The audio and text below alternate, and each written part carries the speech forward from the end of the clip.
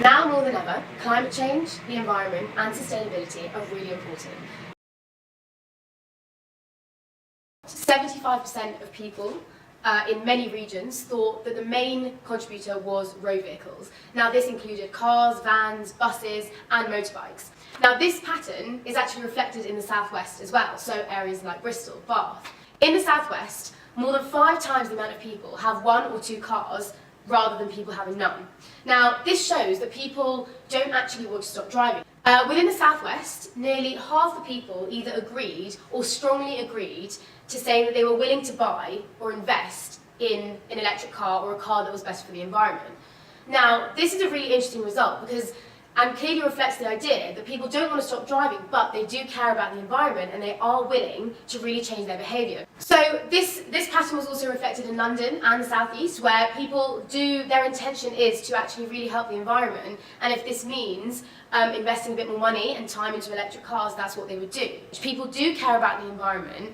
However, there is clearly a gap between being aware of it, but then actually making a difference and actively doing something and making a change. One really good thing about our results we found is that people are very aware of what's going on. And this was across all ages, actually, which was really impressive, you know, whether they're from school or whether they're the older generation. And this was good to know because actually a lot of people in the southwest, southeast, even London, do care about what's happening to the environment. What's key is what our policies can do. How can they be practical? How can they be relevant? And how can they actually allow the person to make a change? So things like cars, policies to do with the roads and things that are in their control, that is going to be the key to really making a difference.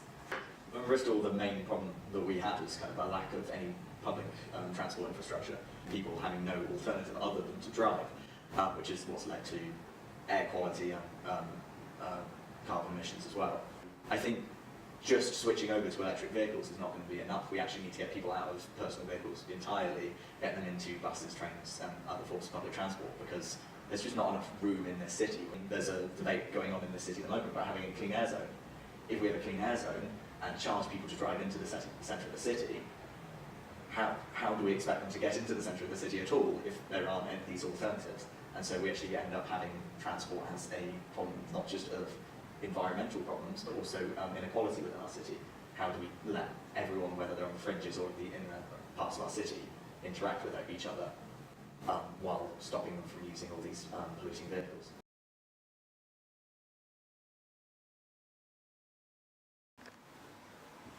So, statistical significance reflects the risk tolerance and confidence level of your results and data. So, for example, if your significance level is 95%, this means that you're 95% confident that your data hasn't just happened by error, and it's not just random. There's a likelihood that it's likely to be true, and therefore the data is meaningful.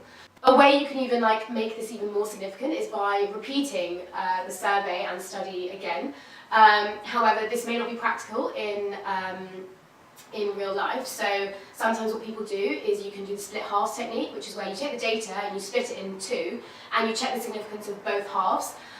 This can be a really useful technique to use just to check how random your sample really is. So the randomness of the sample and the data collected is really key here, because if the people that have been picked or the data that the sample that has been collected is quite biased or not that random, that can really affect your significance and can kind of not make it that meaningful.